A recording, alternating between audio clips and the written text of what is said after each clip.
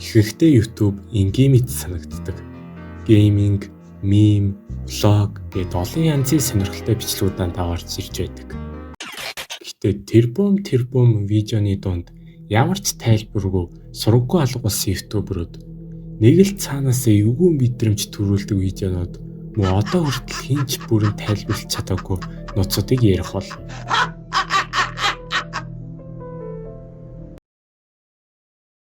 Мөсөн уулын талаар мэдгүй хүмүүст хэлэхэд мөсөн уулын гадрах хэсэг нь ихэнх хүмүүсийн мэддэг баримтууд.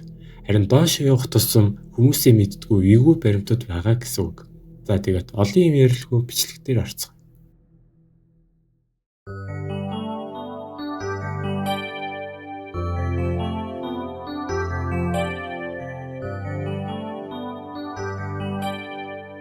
Brain rot. AI хөгжснөөс хойш YouTube дээр баахан brain rot тархаж эхэлсэн. Brain rot гэдэг нь давтагдсан, эмхэж замбраагүй, донтуулдаг, эсвэл утгагүй контентыг илэрхийлдэг интернетийн хиллэг бөгөөд хүмүүс үнийг тарих ялцруулж байна гэж хошигддог. Ихэвчлэн тэд шууд утгаараа хөхрөл учруулахыг хэлдэггүй ч гэсэн энэ нь би үүнийг маш их үзсэн тул миний бодлоод утгагүй болсон гэсэн утгатай байдаг. Нэг бухимдалтай тал нь энэхүү контентэнд нь жаахан хүмүүстэд их тархдаг болохоор YouTube дээр маш амархан өндөр хандлт авдаг. Ирээдүйн үеийн хувьд ихэвчлэн хэд хурдан богино видео үзэж өсөх нь зарим хүмүүсийн хувьд анхаарлаа төвлөрүүлэх, төвчээртэй байх, гүнзгий суралцахад хэцүү болгохыг харамсалтай байдаг. Mr Beast бол дэлхийн хамгийн алдартай ютуберуудын нэг юм.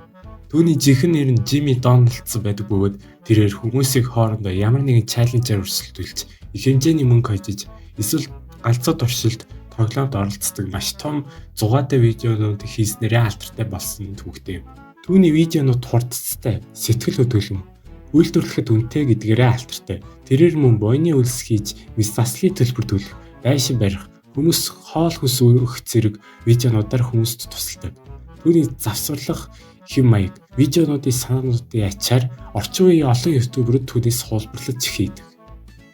Утасны гар тоглоомын сурталчилгаа. Хэрвээ та нарын зарим нь гадаадд амьдарч байвал YouTube дээр нэг бичлэг үзэж байх дундуур нь хэдэн зар сурталчилгаанууд гинт гараад ирдэг байх.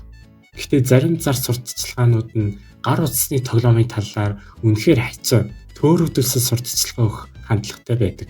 Заримдаа YouTube-ийн танд өгдөг гар утасны тоглоомын зар сурталчилгаа нь маш муу чанартай, маш бага хүчин чармаалтай, ямар ч удахгүй байдаг бөгөөд заримдаа зар сурталчилгааны хийж буй тоглоом зар сурталчилгаанд ирэхдээ огт адилгүй харагддаг.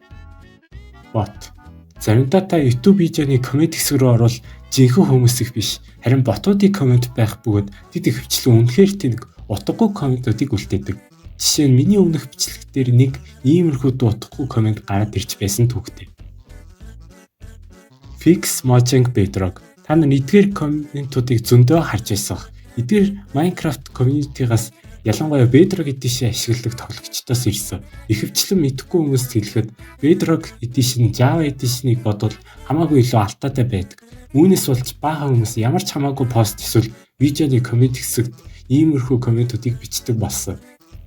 Гэхдээ нэг зүйлийг дуртай хэлэхэд одоо энийг бичиж байгаа комментууд нь дийлэнхэн ботод байгаа гэдгийг анхаарах хэрэгтэй.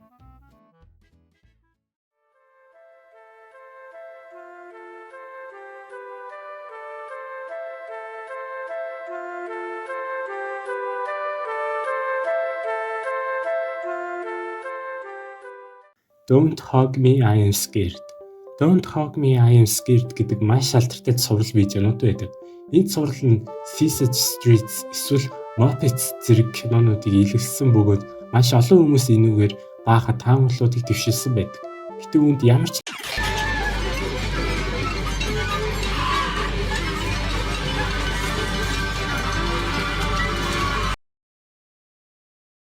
Keyboard Cat. Энэхүү хөгжилтэй видео нь анх 2007 оны 6 сарын 8-нд YouTube дээр оруулж байсан. Уг видео нь нэгэн муур төгөлдөр хуур тоглож байгаад хүмүүсийн сонирхлыг анх татаж байсан бөгөөд YouTube дээр байдаг хамгийн хуучин мемнуудын нэг болсон. Хамгийн ажиргалтай нь энэ видео нь 2007 онд оруулж байсан ч гэсэн 1984 онд анх энэ видеог бичиж байсан түүхтэй. Clickbait бичлэгүүд. Clickbait гэдэг нь хүмүүс өндөр хандлт авахын тулд Бичлэгийн thumbnail болон title дээр хүмүүсийн сонирхлыг тааруулан маш худлаа мэдээллүүдийг оруулахыг clickbait гэдэг. Ихэнх YouTube үзэгчид clickbait-ийг маш их үзэгдэлт авахын тулд бохир арга гэж үздэг. Copyright abuse. Copyright abuse гэдэг нь YouTube-ийн copyright хамгаалалтын системийг шудраг бусаар ашиглахыг хэлдэг. Өөрийн биш контентыг өөрийнх нь мэд клейм хийх, fair use буюу тайлбар, review, reaction зэрэг видеон дээр худлаа copyright strike өгөх, эсвэл бусдын бичлэгийн орлогыг авахын тулд зориуд клейм хийх зэрэг нь copyright abuse-д ордог. Энэ жинхэнэ зохиогчийн эрх хамгаалахаас илүү бусдад хохирол учруулах зорилготой байдаг. WebDriver Torso. 2016-аас 2019 оны хооронд WebDriver Torso гэдэг нэртэй сувг нийт 624,000 видеонуудаа байршилсан байдаг. Бичлэгүүдийн энэ үзүүл хоёр дүрстнэд слайдшоу хийж байгааг харагдана. Энэхүү бичлэгүүдийг хийж байгаа шалтгаан Google YouTube видеоны чанарыг шалгахын зорилгоор хийсэн байдаг. Уг видеонуудыг байршуулсны дараа өмнөх видеонуудтай харьцуулж чанар нь хэр алдагдсныг судалдаг байв.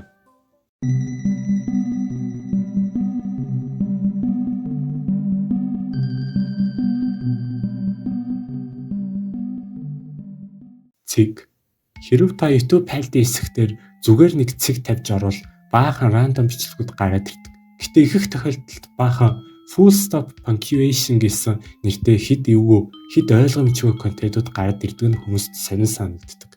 Daddy-O5 нь Mike мөн түүний эхнэр болох Heather хоёр өөрсдийн 5 хүүхдүүдтэй өдөр тутмын влог болон prank видеонуудад анхаарлаа хандуулсан YouTube сувг байсан. 5 хүүхдүүдийн нэр нь Jake, Ryan, Emma, Cody бас Alex байв. Эдгээр тоглоом шоглоомын бичлэгүүдээр найзмаар улам бүр хэд туйлширсны дараа гэр бүл нь хүчирхийллийн талаар мэдгэдлийн төв болсон юм. Тэрээр голчлон Invisible Ink гэдэг нэртэй бичлэгт анхаарлаа хандуулсан бөгөөд Cody Alex хоёрыг замбраагүй байдал үүсгэсэн гэж хэлсээр буруутгаж гүтгэдэг бөгөөд prank үлдсэн гэж худлаа ярьдаг байв. Уг бичлэгт Cody энэ prank-аас болж хашгирч хараач зүхэж худал хийсэн гэж буруутгаж уйлж гуйж байгаагаар гардаг. Үүнээс болж түүний эцэг эх нь хүмүүсээс олон шүүмжлэл авсан байдаг бөгөөд 2018 оны 7 сарын 18-нд уг сувг нь хаагдсан байдаг байв. Анхаарлыг тэмдэг ба асуултыг тэмдэг. Энэ YouTube дээр зүгээр нэг видео биш, харин Mario Kart V Rainbow Road speedrun видео байдаг. Энэ видео гарчгийг анзаарвал зүгээр анхаарлыг тэмдэг буюу асуултыг тэмдэг байдаг. Хамгийн хачирхалтай нь энэхүү тэмдгийг хайлтын хэсгээр бичвэл нэг ч бичлэг гараад ирдэггүй. Энэ бичлэгийг хийж байсан сувгийн нэрийг л бичихгүй бол өөр энэ бичлэгийг олох ямар ч аргагүй байдаг. Бусад бичлэгүүд нь ч гэсэн түрүүний шиг адилхан ойлгомжгүй сэдвүүдтэй байдаг нь хачирхалтай. The Weird Side of YouTube. The Weird Side of YouTube гэдэг нь YouTube-ийн хачаа ойлгомжгүй заримдаа эвгүй санагддаг бичлэгүүдийг хэлдэг. Дэлхийд даяар сая хүү контент хийдэг болохоор зарим нь арт, troll, experiment, horror зэрэг зүгээр attention авахын тулд маш хачаа видео хийдэг. Мөн YouTube-ийн алгоритм заримдаа random бага үзэлттэй бичлэгүүдийг хүмүүст санал болгодог тул ийм хачаа санагддаг контентууд илүү анзаарэгддэг.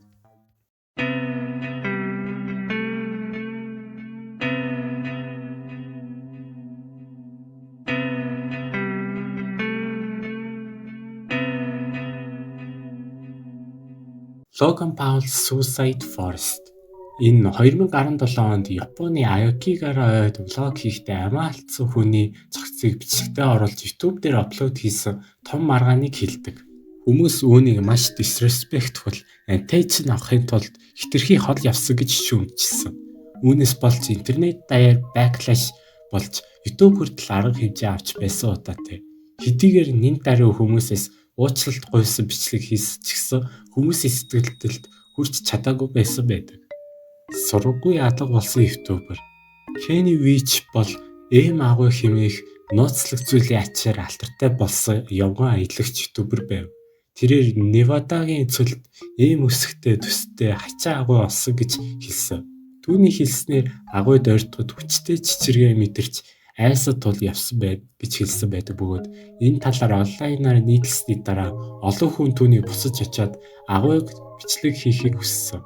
Дараа нь тэр дахин ганцаараа хайсан боловч эргэж ирээгүй байдаг. түүний утас олдсон боловч Кенни өөрөө хизээж олдтоогүй байдаг бөгөөд үүнээс болж онлайнаар онл гарч ирсэн бөгөөд үүнд ер бусын түүхэд, засгийн газрын нууц бүсийн онолууд эсвэл тэр зүгээр л аюултай цөлд төөрсөн гэсэн санаа багтсан байдаг. Энэ хэрэг гэхдээ одоо болтол шийдэгдээгүй байгаа нь ачаалттай байгаа юм. Our Mind 2016 оны орчинд өндөр зэрэглэлийн YouTube сувгууд, Twitter хаягууд болон бусад олон нийтийн мэдээллийн хэрэгслийн профайлуудыг хакерснараа алдартай болсон хакеруудын бүлэглэл байв. Олон хакеруудын бүлгээс ялгаатай Our Mind ихэвчлэн сувгуудыг устгахгүй эсвэл бүртгэлийг бүр мөсөг гэмтээдгүй байв. Үүний оронд тэр өөрсдийн вебсайт болон аюулгүй байдлын үйлчилгээг сурталчилгыг зэрэгцээ, профайлын зургийг сольж, сувгийн тайлбарыг өөрчилж, таны аюулгүй байдал сул байна гэх мэт мессеж нийтэлдэг байсан байв.